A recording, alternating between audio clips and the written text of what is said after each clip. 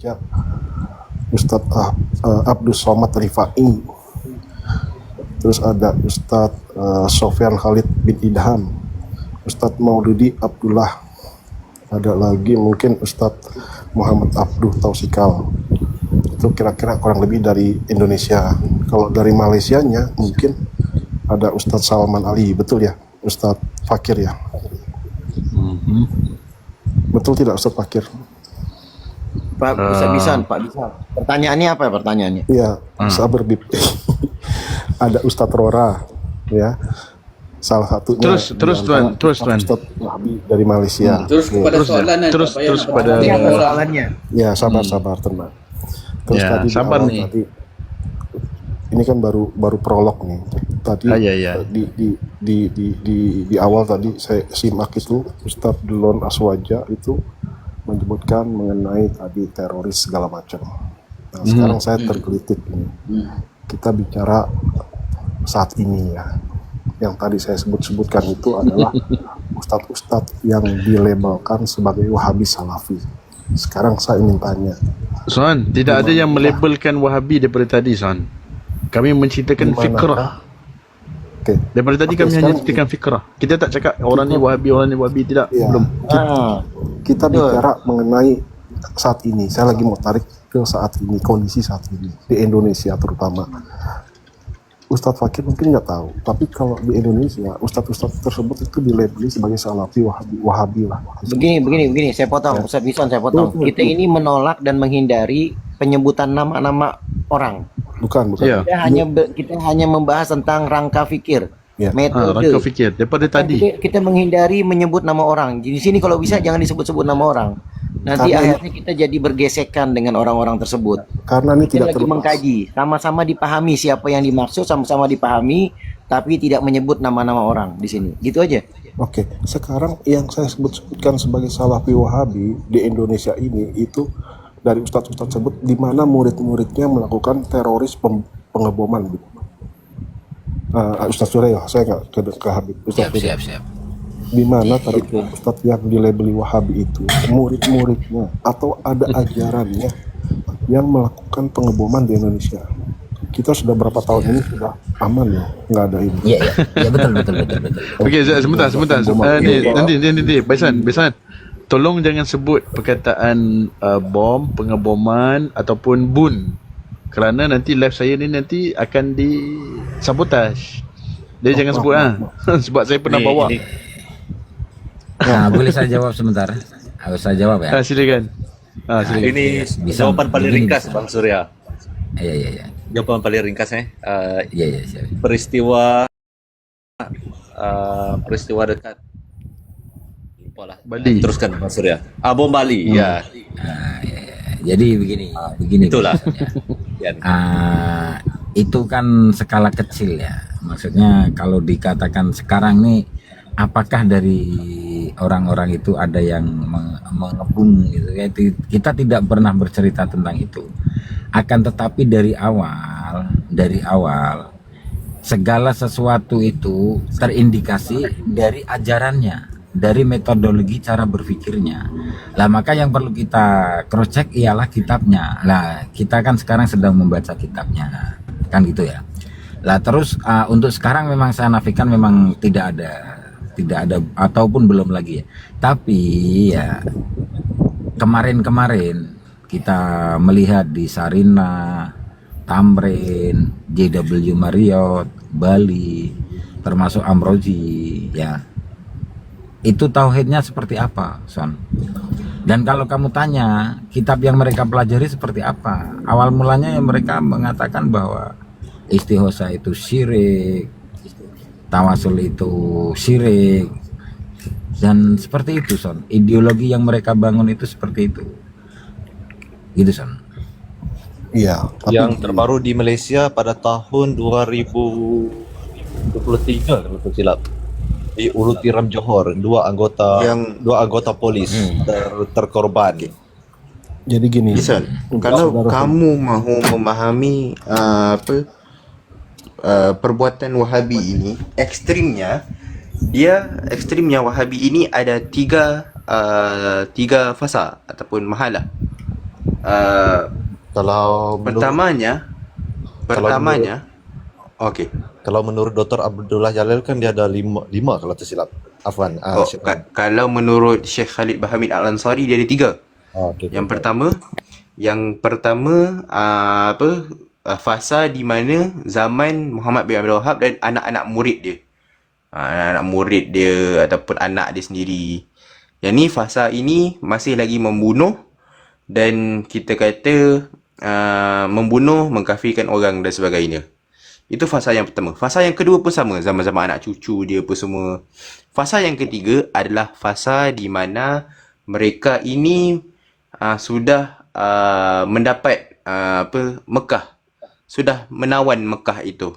Sehingga kan Syekh Muhammad bin Abdul Wahab dia mengatakan dia menyuruh orang-orang di Mekah itu untuk mengucap syahadah balik dan untuk mengaku apa yang Syekh Muhammad Abdul Wahab ini betul dan kami ini kafir. Maksudnya merujuk kepada orang-orang di Mekah pada waktu itu. Tetapi bila sudah mendapat kuasa, mereka tak mahu ada pergaduhan-pergaduhan ataupun ada saling mengkafirkan, membunuh dan sebagainya. Jadi kumpulan mereka ini terpecah kepada beberapa bahagian dan mereka masih lagi mentabdi', mentakfir dan sebagainya. Kalau mahu tengok perbuatan asal ataupun bagaimana cara asalnya Syekh Muhammad bin Abdul Wahab dan pengikutnya, maka tengok kepada Madkhaliyah ataupun Hadadiyah. Tapi Salafi Wahabi yang sekarang yang biasa ni seperti Ibn Uthaymin dan sebagainya, itu pada fasa yang ketiga yang hanya mentabdi', hanya mentakfir ataupun kita kata mentabdi' je lah. Jadi ini saja. Oke. Boleh saya nambah? Saya mau bicara, tapi tolong jangan diputus karena tadi juga Ustadz bicara nggak saya putus gitu ya. Jadi gini, ini kita mau bicara kenyataannya realitas sekarang saat ini. Mungkin Ustadz di Malaysia itu nggak kurang mengetahui kondisi di Indonesia, bahwa seperti Ustadz yang tadi saya sebutkan, misalnya Ustadz Khalid Basalamah, Ustadz Firanda, itu sama Ustadz Aswaja itu dilabeli sebagai Wahabi. Banyak lagi Ustadz lain yang dilabeli dengan Ustadz Wahabi. Nah sekarang tadi saya ingin menghubungkan Ustadz bicara mengenai Wahabi, mengenai teror ya tadi, boleh ya Ustadz Wakil bicara teror. Nah sekarang justru ini saya ingin bicara realitas saat ini, di mana ajaran, misalnya contohnya Ustadz Khalid menyuruh, memerintahkan di dalam ceramahnya, di dalam tablignya itu agar murid-muridnya, santri-santrinya itu melakukan teror. Mereka itu waktu berdakwah, waktu ceramah itu online, terbuka, direkam, di mana kata-katanya tersebut. Nah, kalau memang misalnya Ustadz Khalid, Ustadz Firanda, dan Ustadz lain-lainnya itu disebut cap Wahabi, maka ternyata itu yang membuat teror dicap sebagai Wahabi itu ternyata gugur, nggak bisa dikenakan, gitu. Atau Ustadz Firanda, Ustadz Khalid Basalamah dicopot tidak sebagai label Wahabi oleh Ustadz Aswaja. Itu konsekuensinya. Jadi jangan melabeli Wahabi lalu dengan teror, itu nggak cantik, nggak manis, nggak indah lah. Okey, baik.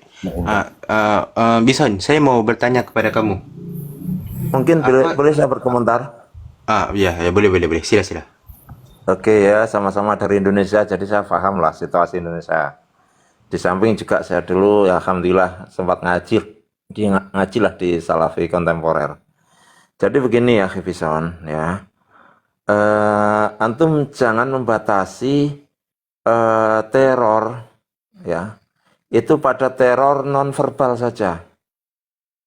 Misalkan bom bunuh diri ya, kayak gitu ya, serangan yang sifatnya non verbal ya, serangan fisik lah gitu ya, bom bunuh diri dan seterusnya ya, kayak kasus Cimanggis, kemudian pengeboman yang di Surabaya, di W Marriott dan seterusnya. Tapi teror itu kan punya arti serangan kan ya. Serangan yang dilakukan oleh saudara-saudara kita Wahabi ya, untuk yang sudah antum sebutkan tadi itu ya, memang betul bukan di nonverbal, tetapi mereka tidak selamat ya, maksud saya mereka itu tidak luput dari teror verbal.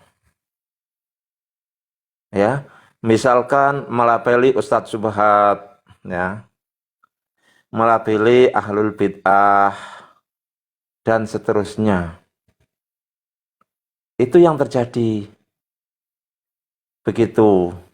Kemudian kalau kita melihat di marojik-marojiknya Wahabi pun juga mentakyin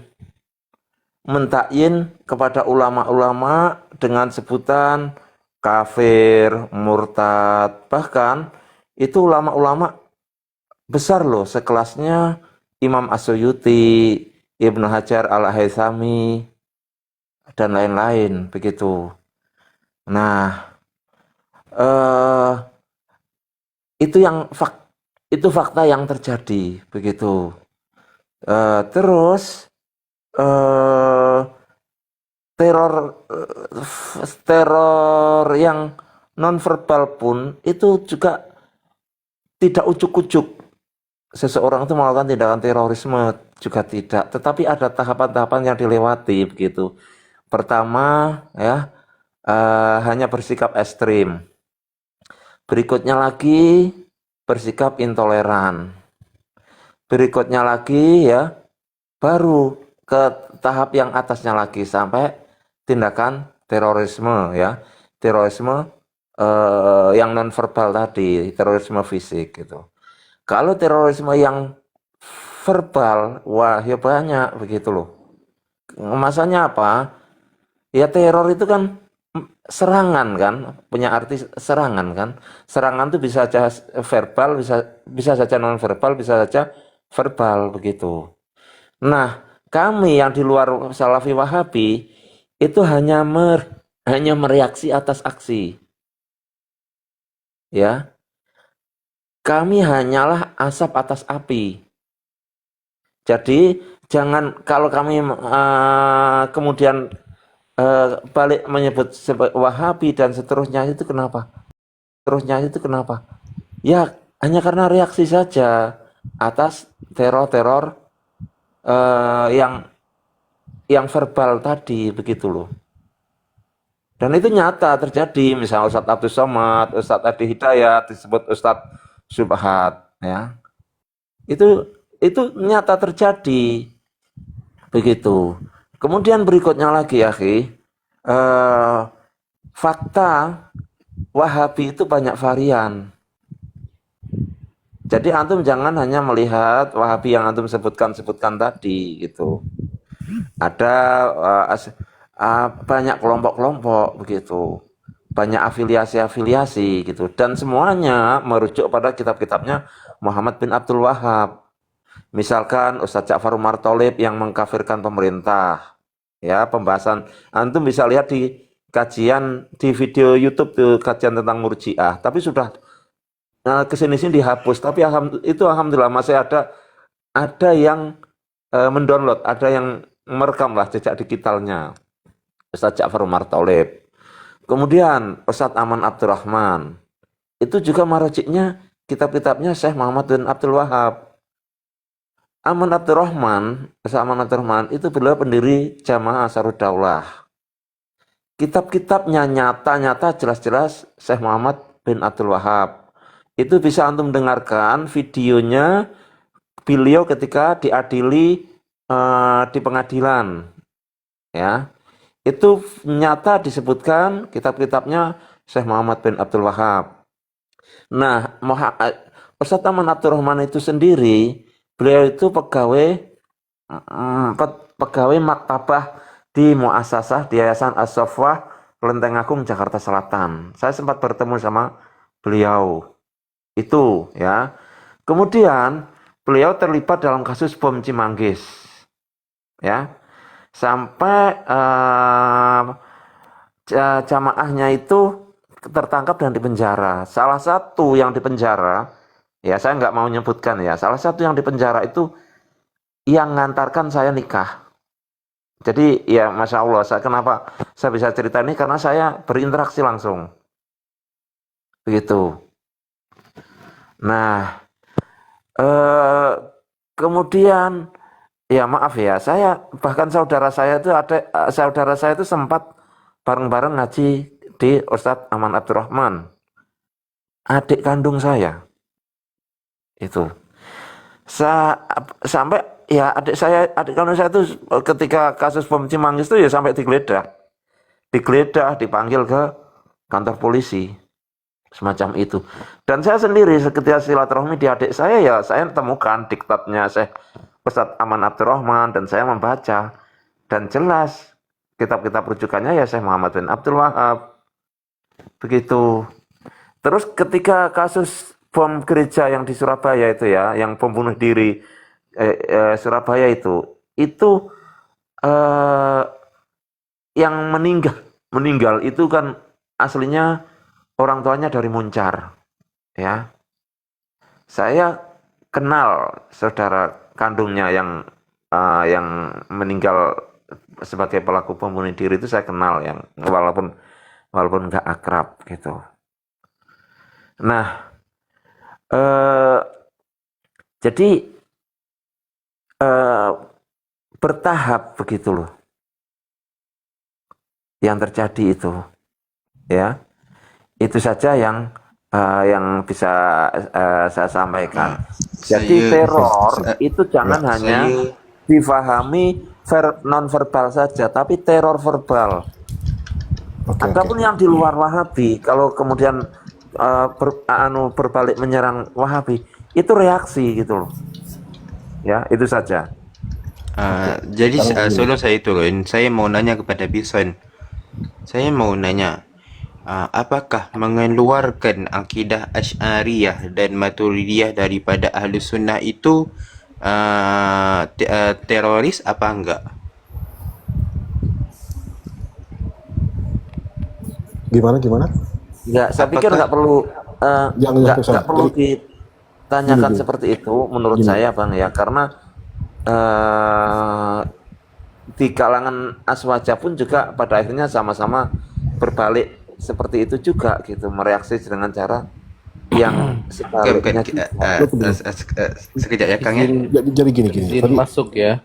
Iya, tadi sebentar saya ingin jawab dulu. Sebelum saya mau turun, saya mau tanya kepada Bison, apakah teror ataupun ekstrim itu apakah mengeluarkan Asy'ariyah dan Maturidiyah daripada Ahlus Sunnah itu teror dan ekstrim? Apakah iya atau enggak? Saya belum bisa jawab. Jadi gini, tadi Ustadz Julio menyampaikan bahwa teror itu tidak melulu dalam bentuk fisik, gitu ya.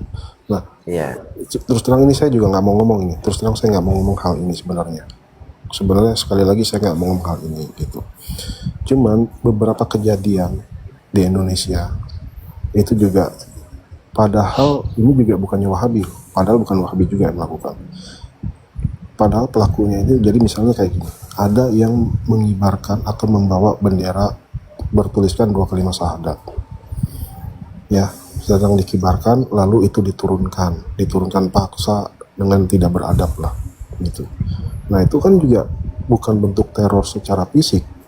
Kalau memang kita mau sama-sama melakukan hal tersebut ya. Belum lagi misalnya ada pembubaran pengajian ya, segala macam ya.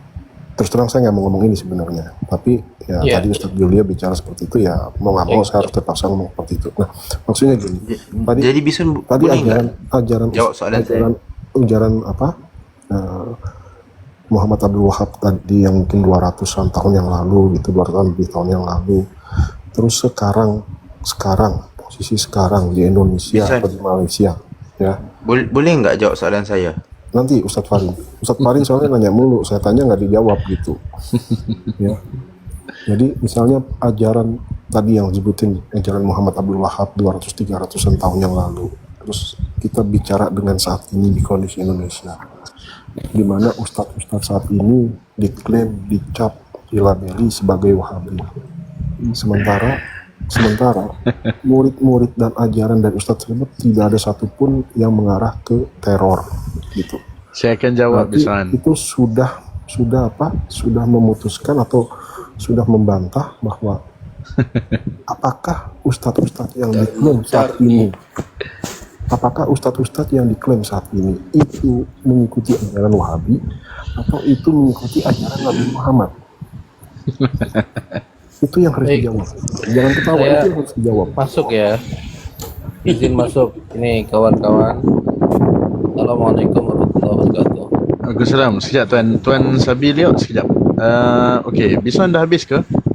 Ada lagi yang mau dicakapkan? Ya tadi itu, jadi apakah ustadz-ustadz yang dicap dilabeli sebagai Wahabi saat ini itu mereka mengajarkan ajaran Wahabi atau mengajarkan atau melakukan ajaran dari Nabi Muhammad? Itu aja. Iya, ajaran Nabi Muhammad memahami tangan itu. Tak apa, nanti saya akan jawab Bisan. Okey, jap. Farin, soalan Farin Bisan dah jawab ke belum? Belum, dia tak jawab lagi. Okey, tadi sebab dia kata dia tak mau jawab sebab dia tak boleh jawab lah soalan tu. Okey, so maksudnya dia memang tak boleh jawab lah. So dia tak ada jawapan. Jawapan. Okey, baik. Seterusnya Pak Julio ada apa lagi mau menambah? Ya sebenarnya sedikit saya ingin menyampaikan. Ya sebagaimana yang sudah saya katakan tadi ya, misalkan kejadian pengajian dibubarkan itu pun asap atas api, reaksi atas aksi. Kenapa? Ya, Ustadz yang dibubarkan pengajiannya itu ya menyebutkan bahwa amalan-amalan orang NU Aswaja itu sebagai nyanyi-nyanyi. Jadi pujiannya orang NU itu dianggap sebagai nyanyi-nyanyi. Nah ini sangat provokatif.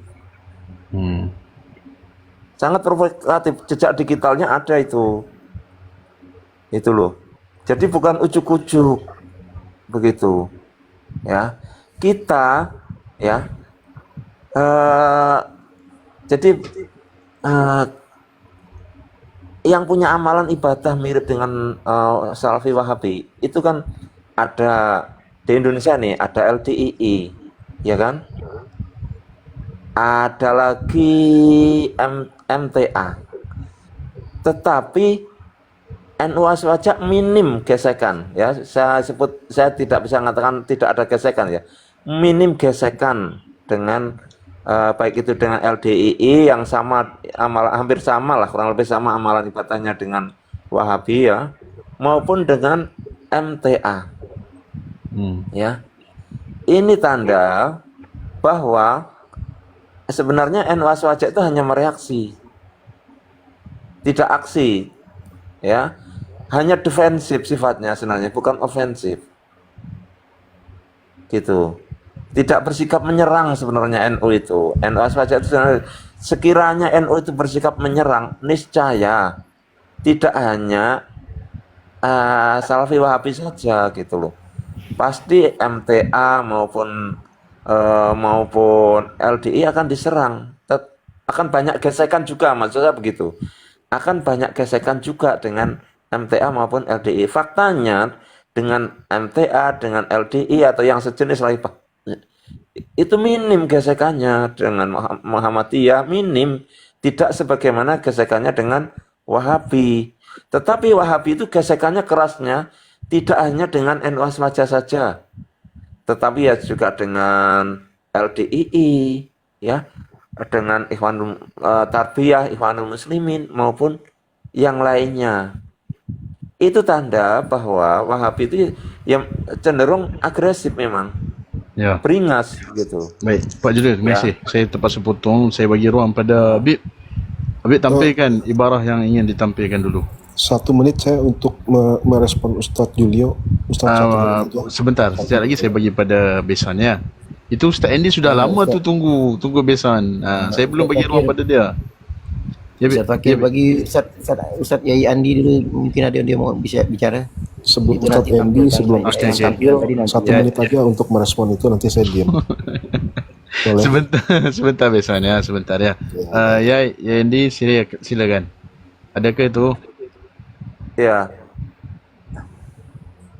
Candy ada tak? Oke. Adapun yang terkait bendera yang diturunkan ya, saya ingat tadi ya, Anda menyebutkan itu kan bendera la ilaha illallah ya, yang saya pahami itu kan yang biasa dipakai di Hizbut Tahrir kalau nggak salah itu ya. Macam ni, Pak Julio, kita bagi ruang pada Ustaz Andy, silakan. Ustaz Andy. Lanjut aja nanti.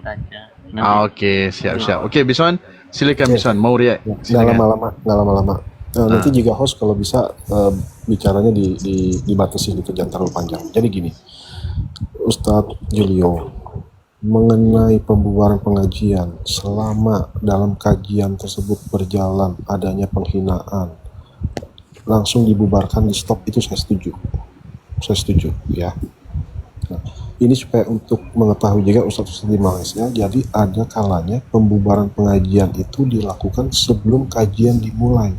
Sebelum kajian dimulai atau sebelum jauh-jauh hari, sebulan atau seminggu kajian itu dimulai, itu sudah ada pelarangan itu. Padahal belum tentu kajian tersebut melakukan penghinaan-penghinaan. Lagi pula kan kajian tersebut juga direkam, disiarkan di YouTube, itu terbuka juga dengan umum. Jadi selama kalau pada saat kajian tersebut dilakukan terjadi penghinaan, pelecehan, dibubarkan, saya setuju, nggak melarang. Saya juga tidak merespon gitu. Tapi untuk fairnya, jangan sampai sebelum terjadi pengajian nggak tahu materinya apa yang mau disampaikan, sudah dilakukan pelarangan itu. Terus satu lagi terakhir nih, setengah menit Bib. Ustadz Julio tadi bicara Ustadz Wahabi. Saya mau tahu Ustadz Wahabi di Indonesia ini siapa sih Ustadz Julio, kalau boleh tahu disebutkan namanya? Nah, sebentar. Saya Beson, daripada tadi saya terangkan, kita tidak menyebut nama. Daripada tadi saya membawakan inilah kerangka pemikiran yang ekstrim.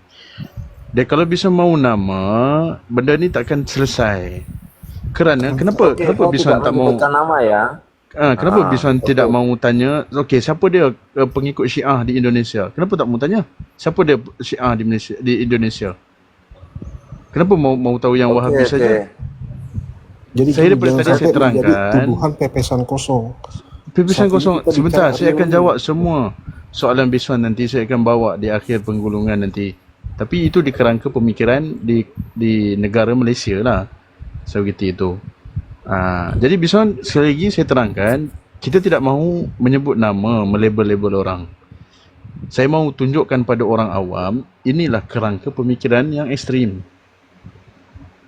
Gitu. Kemudian saya nak bagi floor pada Tuan Sabil. Daripada tadi dia tunggu.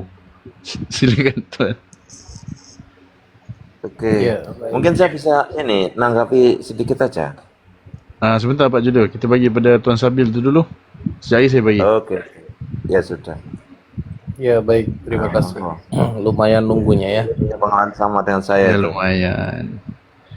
Begini, untuk kawan-kawan semua, saya menyarankan kawan-kawan Aswaja itu untuk bisa melihat varian-varian kelompok Salafi, baik di Indonesia maupun di Malaysia.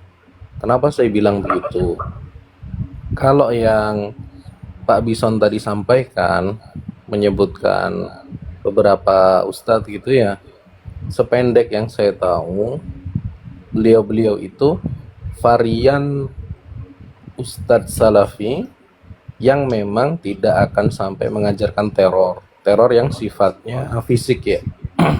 Kalau sifatnya verbal, itu kan terkait dengan rujukan pemahamannya. Oke, kita pun saya yakin banyak kritik di situ juga. Cuman maksud saya begini, tetaplah berlaku adil. Kita ini harus berlaku adil. Melihat varian yang kira-kira membahayakan paham, ya dilawan dengan paham. Kalau levelnya sudah menjurus ke terorisme, ya tentu dilawan dengan pendekatan-pendekatan yang sesuai begitu ya.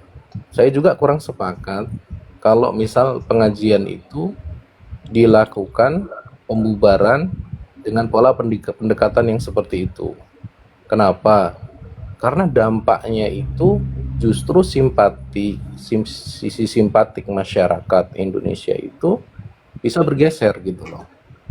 Emang salahnya apa Ustadz Syafiq sampai disikapi dengan berlebihan seperti itu? Itu menurut saya, ini subjektif ya, penilaian subjektif begitu. Nah, kalau kita ini terlalu menggunakan power, kita itu justru terlihat seperti orang yang arogan. Padahal orang itu bagaimanapun memiliki sisi simpatik karena dia melihat peristiwa, dan mayoritas masyarakat itu nggak bisa menganalisis ke kitab, menganalisis ke fikroh dari kitabnya, referensi utamanya. Masyarakat itu rata-rata awam. Ketika kita over tindakannya, begitu ya, lagi kajian, dibubarkan. Untung itu pengikutnya begini saja logika berpikirnya. Kalau memang ustadz-ustadz yang disebutkan tadi memang sampai mengajarkan ekstrim, itu yang membubarkan berapa orang datang. Itu bisa digebukin, bisa konflik fisik di tempat itu. Tapi coba dilihat dengan adil. Tidak ada. Malah beliau-beliau itu berusaha untuk tidak terjadi konflik fisik. Itu yang saya lihat ya. Ini penilaian subjektif lagi-lagi. Jadi itu saja Tuan Sabilio ni rasanya Tuan dah salah faham. Daripada tadi kita tidak menyebutkan nama ustaz. Yang menyebutkan nama ustaz ialah Bison. Dia sebut bahasa lama sekian. Saya tidak pernah menyatakan sebagai itu yang disebutkan. Daripada live saya memang menyebutkan fikrah, aliran pemikiran, fikir. Saya tidak menyebutkan sesiapa. Jadi Tuan Sabila, jadi saya harap mohon jangan salah fahamlah dengan tajuk kita. Dan Habib pun, Husin, Pak Julio pun tidak melabelkan sesiapa pun. Mereka, terutama Pak Julio tadi, dia mengongsikan pengalamannya sebagai mantan Salafi Wahabi. Gitu. Dan seterusnya, kalau nak sebutkan kerangka ekstrim, pemikiran ekstrim, kerangka pemikiran ini, ya kalau dari segi oknum tu memang ada pun, sesiapa saja pun boleh bertindak ekstrim. Tapi yang kita nak bawakan ini ialah benda tu ada dinyatakan dalam usul akidahnya. Itu poin dia tadi. Sebabnya bila ada dalam usul akidah, maksudnya seolah-olah dia punya masyaikh membenarkan, okey, antum boleh buat sekian dan dibenarkan dalam agama ini, macam tu. Dan ada pun dalam Asy'ariyah, usul Asy'ariyah, ada tak disebut halal darah, halal hartanya, halal perempuannya untuk dilecehkan. Ini semua usul ni tidak ada di dalam usul Asy'ariyah. Itu yang saya nak bawakan fikrah ekstrim tersebut. Seperti itu bang. Jelas? Ya. Baik Pak, saya paham maksud bos, saya paham. Hanya saja tadi saya menanggapi untuk Pak Bison ya, tanggapan saya tadi lebih spesifik ke beliau. Itu aja, terima kasih bos. Iya, jazakallah khair. Oke. Jadi kita boleh bicara lagi nggak, host? Sebenarnya saya nak bagi floor pada Habib tadi. Habib dah ready Habib untuk tampil kan? Boleh. Okey, tafadhal. Yang lain tunggu ya. Ini ana ambil dari kitab Rasail Syakhsiyah. Itu tulisan-tulisan surat menyurat antara Muhammad bin Abdul Wahab dengan orang-orang ternama lah di zamannya. Ini dirangkum oleh Syekh Saleh Fauzan. Dirangkum dan ditaklik. Ini diantaranya dia ni ada penulis surat. Paragraf yang paling bawah boleh dibacakan Ustaz Fakir. Yang paragraf paling bawah. Wal maqsudu bayanun ma nahnu alaihi itu kah? Ya betul. Minaddin wa innahu ibadatullah wahdahu la syirik La syarika lahu. La syarika lahu fiha. Fiha apa tu Husin? Agak ketiin Bi khil'i kah? di posisi miringnya aja, dirubah posisi miringnya. Miring ya, kejap. Tegak Mengiring. saja, tegak biar anu. Oh. Vertikal saja biar gede. Oh iya betul juga. Itu Habib perlu Biar edit besar. dulu itu. Kalau buat macam tu Posisinya Habib. dibuat vertikal saja biar besar. Ya, by the way, muka halaman berapa itu? Oh, itu dekat Syekh Fauzan kan. Apalah. Kalau di YouTube itu kawan-kawan Ya. Wahabi itu menguasai YouTube kalau di Indonesia nih.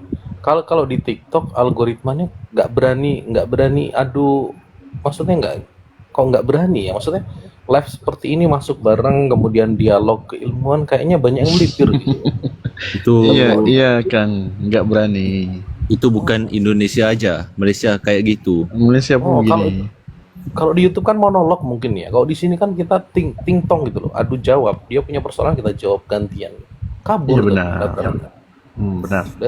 Dari situ kelihatan sebenarnya bahwa memang hujah-hujahnya memang, maaf ya, saya pribadi juga akhir-akhir ini banyak membaca hujahnya condong ke Aswaja saya. Padahal saya setengah Salafi Wahabi sebenarnya. Karena Jadi saya gini, lihat fakta itu. Ustadz Fakir, jadi gini, saya ingin mendudukan masalah ini dengan fair. Ya. Masalah ini dengan fair. Ada dua narasi. Narasi pertama, Wahabi itu teroris. Narasi yang kedua, di Indonesia ini ada beberapa ustadz yang distempelkan sebagai Wahabi. Kalau itu kita pakai persoalan matematika, maka ustadz-ustadz tersebut teroris. Nah itu yang tidak fair. Narasi Itu yang tidak fair. kedua tu saya terpaksa tolak kerana kita tak bawa usul tersebut. Betul. Tapi Kalau usul kenyataannya- pertama tadi ya sila bolehkan kita berbicara lanjut. Kenyataannya di Indonesia, nama ustadz-ustadz yang saya sebutkan tadi itu dilabeli sebagai Wahabi. Itu yang tidak fair. Dua narasi yang dijadikan satu. Sementara ustadz tersebut itu juga apakah melaksanakan pelajaran dari Wahabi atau dari Nabi Muhammad? Itu. Oh iya, Dan jadi nanti kami jawab. Sabar Bison, sabar. Antum tak sabaran dari tadi. Oke, lanjut Habib. Ya, Wal itu maqsudu yang kita- bayan ma nahnu alaihi min ad-din wa annahu ibadatullah wahdahu la syarika lahu fiha bi khil'in jami'il syirki. Oke, jadi apa yang saya maksudkan atau apa yang dimaksud dengan agama ini adalah hendaknya untuk beribadah kepada Allah semata-mata mengesahkan, tidak mensyirikkan, dan juga merontokkan atau melepaskan semua macam-macam bentuk syirik. Terus wa mutaba'ati Wa mutaba'atur rasul wa mutaba'atur dan juga rasul mengikuti rasul fiha ya, dalam semua dia punya perbuatannya ataupun dakwanya. Terus apa tuh? Nakhla'u jami'il Yang kita lepaskan semua jami'al bid'ah. jami'il Kita bid'ah. juga melepaskan semua bentuk-bentuk perkara bid'ah illa kecuali apa tuh? Illa Bid'atun apa ni laha laha aslun fi syara'. laha aslun Kecuali fi syara'. kecuali bid'ah-bid'ah yang mempunyai usul, yang mempunyai dasar, yang mempunyai dalil di dalam syarak. Nah, dalam hal ini berarti Muhammad bin Abdul Wahab mengakui adanya bid'ah hasanah. Paham? Jadi kita ini harus mengikuti Nabi dari segi dakwah dan perbuatannya dan melepaskan semua perkara-perkara bid'ah kecuali bid'ah yang punya landasan di dalam syarak. Dalam Al-Quran dan Sunnah. Artinya ini secara nggak langsung Syekh Muhammad bin Abdul Wahab ini mengakui adanya bid'ah ini yang mempunyai landasan hukum di dalam Al-Quran ataupun Sunnah, yaitu yang biasa kita sebut sebagai bid'ah hasanah.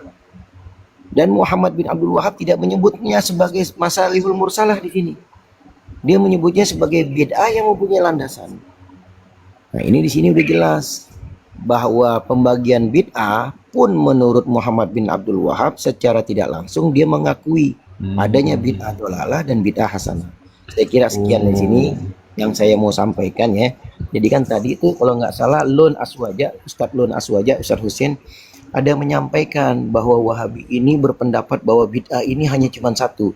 Nah itulah yang ada misconnection rasanya di antara Wahabi yang zaman sekarang dengan Muhammad bin Abdul Wahab sendiri ketika dia mengakui adanya bid'ah yang mempunyai landasan hukum di dalam syarak.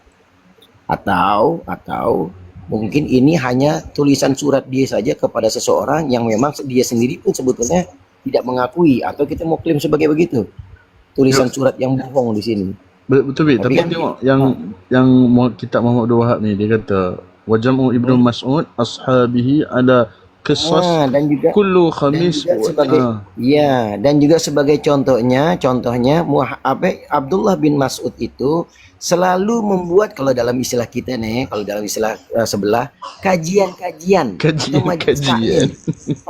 majelis taklim atau kajian-kajian untuk menasihati umat di zamannya pada setiap seminggu sekali, yaitu pada hari Kamis. Ini bukan bid'ah, ini ada landasannya. Ada dalilnya. Cuman sayang sekarang kalau di Indonesia justru kajiannya hari Sabtu, hari Ahad, nggak mengikuti Ibn Mas'ud, kira-kira begitu. Tapi yang jelas Fahadha Hasanun. Betul Ustaz Julio. Jadi maksudnya ini bid'ah yang hasan. Ada bid'ah hasanah, kata Muhammad bin Abdul Wahab. Kira-kira demikian. Artinya nih sekarang nih yang terjadi di depan mata kita nih, yang Wahabi Salafi itu mengatakan dikit-dikit kalau tidak dicontohkan oleh Nabi adalah bid'ah dolalah, itu justru nggak sesuai dengan Muhammad bin Abdul Wahab pengakuannya. Kira-kira begitu. Ya, assalamualaikum. Waalaikumsalam. Jazakallah Habib. Oh, sangat baik sangat keren sekali. Jadi sebenarnya mereka yang suka membid'ahkan ini mengikuti siapa? Sebenarnya kata salaf, tapi salaf pun bukan, Wahabi pun bukan. Jadi sebenarnya apa? Neo Wahabi, Wahabi Protestan. Sebenarnya begini, Ustaz. Semangat tentang membahas tema bid'ah itu memang kita lihat motifnya dulu. Motifnya itu sebenarnya mereka itu ingin umat ini kembali kepada ajaran Islam secara murni. Makanya kan tema mereka kan purifikasi agama. Itu satu. Kemudian yang kedua, memang faktor perkelahian intelektual tentang bid'ah itu kan kalau kita runut dan kita kejar itu kan ada di dua tokoh besar, yakni Ibnu Taimiyah sama Muhammad bin Abdul Wahab. Nah, kalau Ibnu Taimiyah, sependek yang saya tahu, beliau itu memiliki latar belakang tokoh Aswaja juga sebenarnya, yang menguasai madhabnya Imam Ahmad bin Hambal gitu ya secara fikihnya. Artinya memang Ibnu Taimiyah itu sebenarnya itu ini ya sependek yang saya tahu ya, sebagian kalangan Aswaja juga sebenarnya menerima tapi malu-malu tentang Ibnu Taimiyah ini karena dianggap ada bagian-bagian penafsiran nasnya itu dianggap melenceng. Kita sama-sama tahulah di mana titik letak yang dianggap melenceng ya. Kemudian yang kedua, tokoh yang sama sekali tidak dianggap oleh kalangan Aswaja, yang dianggap tidak memiliki faidah di dalam keilmuan Islam itu dari pihak Aswaja itu memang Syekh Muhammad bin Abdul Wahab gitu. Karena memang tidak ada latar belakang beliau mempelajari madhab. Saya rasa tentang fikroh ekstrim itu bermula dari mana, itu memang tema yang harus ditelusuri. Pasti semua itu bermula dari hawa nafsu ya, dari hawa nafsu, dari ketergelinciran setan gitu kan. Karena bagaimanapun itu kan was-was itu kan dibisikkan kan oleh setan gitu kan. Saya awalnya juga orang yang lumayan tulen lah menjadi sosok Wahabi. Kalau disebut Wahabi kan nggak terima, Salafi gitu. Karena memang semboyannya itu sangat menggoda gitu ya. Semboyannya itu adalah kembali Quran dan kepada Quran Sunnah sesuai pemahaman Salafus Sholih. Kalau teman-teman Aswaja itu melawan Wahabi dengan pendekatan tema Aswaja, itu kurang menarik justru menurut saya. Ini pendapat saya. Justru teman-teman mengangkat siapakah sebenarnya salafiyin sebenarnya. Itu kalau mau diangkat di digital. Ya, ya. Jadi teman-teman angkat saja siapa sebenarnya yang memiliki faham kembali kepada para sahabat itu, dan siapa sebenarnya yang layak disebut sebagai sosok salafi. Itu saja. Kalau tema yang diangkat selalu Aswaja, mereka itu sudah antipati dengan nama Aswaja. Pengikut mereka sudah antipati. Kemudian yang kedua, masyarakat awam pun baca tagline-nya itu tergoda. Jujur saja, masyarakat awam itu gampang tergoda karena tagline yang kembali kepada Quran dan Sunnah. Apalagi disajikan dengan dalil-dalil yang gampang dicerna oleh masyarakat awam gitu ya. Bahwa taraktu fikum amrayni la in tamassaktum bihima lan tadillu abada. Kitabullah wa sunnati, di bawahnya dikasih terjemahan tuh bahasa Indonesia atau Malaysia. Orang awam itu akan membacanya, oh berarti mengikuti Quran dan Sunnah. Karena latar belakangnya awam, tidak pernah belajar seperti antum-antum ini, para kiai, para ustadz. Jadi itu gampang ngikut gitu loh. Ini sarannya. Coba direnungkan para dai-dai Aswaja ini. Angkat terus tema tentang siapa salafi sebenarnya, sehingga orang-orang itu berpikir gitu. Orang itu berpikir. Di situ saya setuju. Nah, cukup ya mungkin ya. Seorang lebih ekstrim. Itu aja cukup. Nah, ini masukan yang bagus Ustaz Fakir, supaya kita memperkenalkan kepada mereka siapa itu salafi yang sebenarnya. Karena kan mereka kan slogannya tadi yang dikatakan bahwa kembali kepada Al-Quran dan Sunnah, makanya mereka melarang-larang bid'ah. Padahal Muhammad bin Abdul Wahab juga melonggarkan bahwa bid'ah itu kalau ada dasar hukumnya ya boleh, bahkan itu jadi hasanan. Nah ini yang mereka tidak tahu. Kita melakukan ini, melakukan itu, kita punya dalil, tapi mereka tidak melihat. Langsung mengecam bid'ah. Yang masyhur ya, dianggap masyhur itu tadi yang antum tampilkan teksnya tadi ya. Iya. Nah, lanjut. Ya udah gitu aja. Anda rasa ini cuman kita mau menyempurnakan, menyimpulkan apa yang ditampilkan, apa yang disampaikan oleh Ustadz Sabilo sebagai masukan, yaitu dia mereka itu tidak mengenali apa yang kita lakukan ini sebetulnya ada dasar hukumnya di dalam syara, seperti apa yang dilonggarkan, yang dibuka pintu, yang diizinkan, yang dianggap hasanan oleh Muhammad bin Abdul Wahab sendiri gitu. Jadi mereka kurang mengetahui ini. Harusnya kita tuh boleh kita bahas tentang siapa itu salah, bagaimana itu tahlilan ada dalilnya, terus apa pendapat Muhammad bin Abdul Wahab ketika menyikapi bid'ah yang punya landasan hukum gitu. Kira-kira begitu aja. Ya, terima kasih. Assalamualaikum. Waalaikumsalam. Baik, khalas. Waalaikumsalam warahmatullahi wabarakatuh. Jadi begini kan host ya.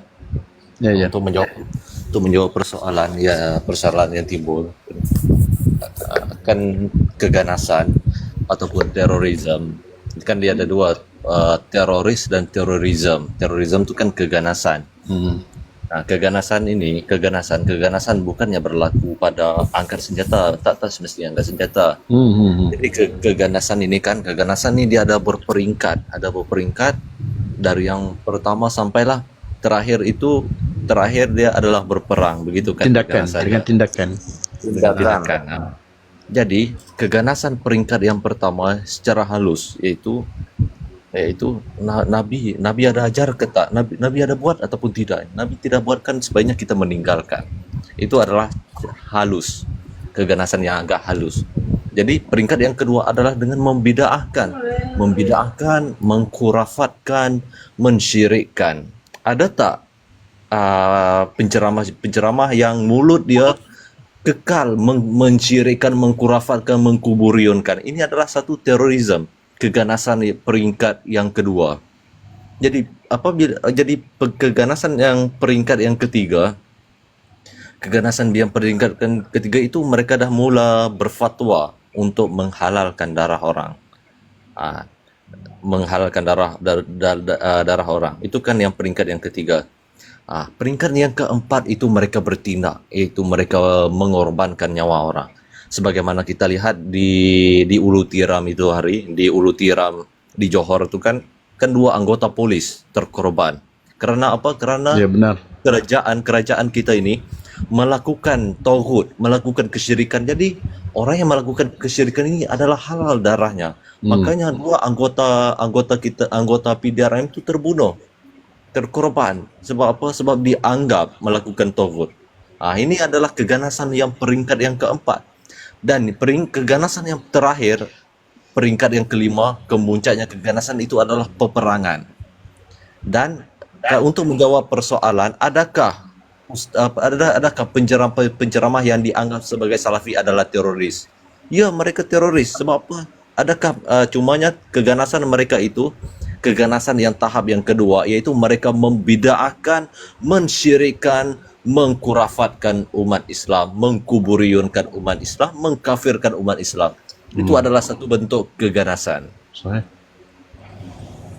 Betul. Itu adalah, semoga menjawab persoalan. Betul, Ustaz Hussein. Dan sebagian apa yang antum katakan itu adalah buah pikiran dari Muhammad bin Abdul Wahab sendiri. Iya. Jadi kadang-kadang ini membuat kita bingung. Di satu tempat dia sangat ekstrim terhadap tawasul, istighosa, tapi di satu tempat yang lain dia katakan kalau bid'ah itu ada landasan hukumnya maka boleh hasanan. Nah, sedangkan kita istighosa dan tawasul ada landasan hukumnya. Ini kan membuat bingung pendirian si Muhammad bin Abdul Wahab. Dan agak anehnya, benda yang mereka bid'ahkan, benda yang mereka syirikan, benda yang mereka khurafatkan adalah bukan benda yang bukan benda yang ijma disepakati akan bid'ahnya perkara tersebut. Bukannya benda kesyirikan yang disepakati. Benda yang disepakati syiriknya apa? Menyembah berhala kan. Nah, sedangkan istighosah tak ada satupun ulama yang mensyirikkan. Bahkan istighosah itu adalah benda yang disepakati akan kebolehannya, benda yang ijma. Jadi benda ini bukan khilaf, benda yang bukan kalaulah perkara ini khilafiyah itu bermaksud pada furu'iyah. Ya betul, istighosah adalah furu'iyah. Jadi bila mana khilafiyah itu bermaksud khilaf, perbezaan pendapat, jadi istighosah ini bukannya perbezaan pendapat, bahkan istighosah ini disepakati akan kebolehannya. Ada landasannya. Tetapi mereka mensyirikkan istighosah. Ini adalah satu keganasan. Satu keganasan apabila membid'ahkan, mensyirikkan benda yang bukan syirik, benda yang bukan bid'ah, benda yang bukan syirik, benda yang bukan khurafat. Ini adalah satu keganasan namanya. Ustaz. Nah, silakan Tuan Biswan, silakan. Kita bagi floor kat Tuan Biswan tak? Jadi enggak, ini saya ngomong mau izin turun. Mau izin Saya turun. ngucapin terima kasih sama Ustadz Fakir, Ustadz Hosni udah izinkan saya naik nih. Semoga menjawab persoalannya Ustaz Biswan ya. Ya, Semoga salam menjawab ya. kenal Ustadz Hussein, salam kenal dari Indonesia Ustadz Hussein. cuman maaf nih, saya bilang maaf dulu ya, maaf di depan. Sebelum saya turun, saya ingin menghangatkan suasana sedikit. Jadi ini untuk dibahas nanti. Saya punya pernyataan gini, tapi untuk dibahas nanti ya karena saya turun. Kenduri arwah itu adalah, ini statement saya, ajaran agama Hindu yang diambil, diislamisasi lah, beberapa bagian ajaran agama Hindu yang diambil menjadi saat ini amaliyah di Islam di Nusantara inilah, di Melayu Nusantara itu. Cuma menghangatkan suasana aja itu. Nah, ini kan Bison, inilah namanya keganasan Bison ya, ekstrim namanya. Oh, gini. Apa yang saya katakan saya bisa pertanggungjawabkan. Apa yang saya katakan saya siapkan datanya, saya siap tanggung jawabkan. Oke. Ini yang kami katakan pemikiran yang ekstrim, ganas. Brutality. Saya menyampaikan fakta, saya siapkan datanya. Ini tadi saya bilang saya ingin menghangatkan suasana, terus saya bilang maaf, kata-kata maaf di depan, seperti itu. Jadi ya menghangatkan suasana sedikit lah gitu. Habib lah ngerti lah, kok Habib tuh ngerti benar saya kayak gimana orangnya. Sedikit menghangatkan suasana doang kok ini. Cuman menghangatkan suasana aja. Dan saya bilang maaf tadi di depan, maaf tadi. Ini saya nggak mau menyinggung, tapi saya ingin menyampaikan Tapi apa yang saya sampaikan, saya siap pertanggungjawabkan karena saya ada datanya. Itu aja sih. Oke, Bang Rizwan, Sekali mungkin lagi, sebelum sekali turun lagi, boleh saya berkomentar? ya sekali lagi saya mohon maaf kalau ada yang barusan kata-kata saya itu menyinggung Ustadz Husain. Saya mohon maaf. Ya silakan Iya. Ustadz Julio. Oke, jadi begini Bang Rizwan. Eh, saya tidak tahu ya memang pembawaan dari sikap Wahabi dalam berdakwah apa memang begitu ya. Justru saya anggap itu kalau pembawaan dengan sikap istilahnya yang saya anggap jauh dari yang digambarkan oleh Al-Quran ya. Ud'u ila sabili rabbika bil hikmati wal mau'izatil hasanah. Saya rasa ini jauh dari yang disampaikan ya. Ya, wajadilhum billati hiya ahsan. Kemudian dari jauh juga dari ayat yang berikutnya yang artinya begini. Sekiranya kamu bersikap kasar terhadap mereka, niscaya Walaupun tak faddan ghalidan walau walidan kafatan qalidal qalbi lan fatu min halik ya. Fabima rahmati minallahi lintalahum. Lintalahum. Walau kunta fatan qalidal qalbi lan fatu min halik. Ya, maka dengan rahmat Allah ya, maka kamu bersikap lemah lembut terhadap mereka. Sekiranya kamu bersikap kasar, niscaya mereka akan jauh dari kalian. Nah, dalam berdakwah itu seharusnya digunakan akhlak Rasulullah seperti ini kan. Sifat apa? Layinah, linta itu satu kata dengan layinah. Sikap lembut ya, lintalahum. Begitu. Nah, tapi tidak sedikitlah saya mendapati ya ungkapan-ungkapan, ucapan-ucapan yang mudah menyinggung perasaan, menyakiti lah gitu ya. Saya anggap pernyataan Bang Bison itu sudah lembut lah. Tapi kalau kemudian ada yang mengatakan misalnya pujian dikatakan dengan nyanyi-nyanyi kayak gitu. Terus ada yang dijadikan bahan gurauan segala macam ya, amalan kelompok lain. Itu kan jauh dari tuntunan dakwah yang diajarkan oleh Rasulullah, yakni lintah lahum gitu. Nah, saya malah bersyukur sebenarnya cara dakwah yang seperti itu ya justru umat tidak mudah terpengaruh gitu loh. Saya malah berpikir itu. Tetapi itu memang saya yakin jauh. Saya berharap sebenarnya seandainya dakwah itu disampaikan dengan cara yang layinah, lebih minim gesekan walaupun dengan pendapat pendiriannya yang berbeda. Misalkan Muhammadiyah lah ya. Muhammadiyah itu kan mirip dengan Salafi Wahabi, tapi kan cara penyampaiannya lebih layin. Itu yang saya pahami. Terus berikutnya, Abang Bison, ada satu ungkapan, ya. Semakin banyak pemahaman yang kita ketahui, maka semakin sedikit pengingkaran kita, gitu ya. Semakin banyak ilmu lah, semakin sedikit pengingkaran kita ya. Wawasan kita gitu ya. Nah, ini saya tidak sedikit loh teman-teman Salafi yang di Indonesia keras ya. Begitu di Saudi ternyata mengirimkan pahala bacaan, ternyata itu ikhtilaf ya. Berkuranglah sifat kerasnya. Terus ketemu lagi hal yang baru. Ternyata begini, berkuranglah lagi sikap kerasnya. Saya pun juga mengalami seperti itu Bang Bison ya. Walau ya ambillah contoh terkait dengan kenduri arwah. Ya. Sama, saya dulu waktu ngaji di Salafi Wahabi itu saya datangi teman saya, satu kelas itu saya datangi. Ya saya sampaikan ya bahwa itu perbuatan bid'ah. Kita ini perlu ngambil Islam itu yang murni, seperti umpama mengambil air ya dari pegunungannya seperti itu ya. Tetapi pada akhirnya saya bisa menghormati perbedaan itu ya setelah kami semakin banyak membaca, semakin banyak memperluas bacaan ya, semakin paham kaidah-kaidah. Contoh adalah misalkan ya kaidah ini. La yungkarul mukhtalafu fihi wa innama yungkaru al muttafaqu alaih.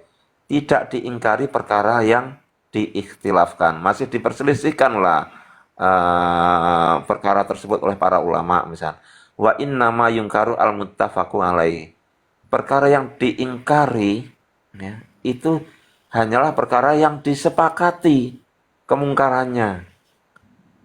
Nah, itu contoh. Terus contoh berikutnya lagi, misalnya dalam beristimbat hukum dan beristidlal, ya.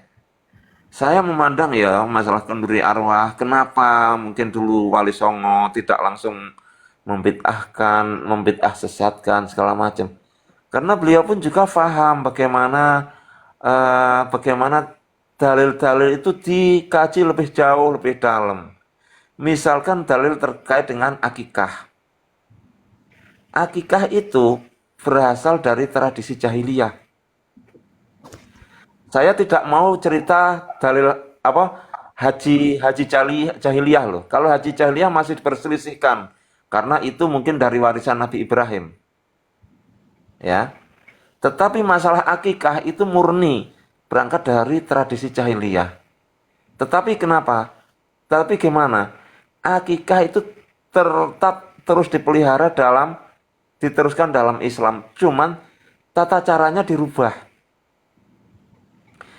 Di zaman jahiliyah, akikah itu sama-sama menyembelih kambing, tetapi darahnya kambing itu dioleskan di mukanya bayi.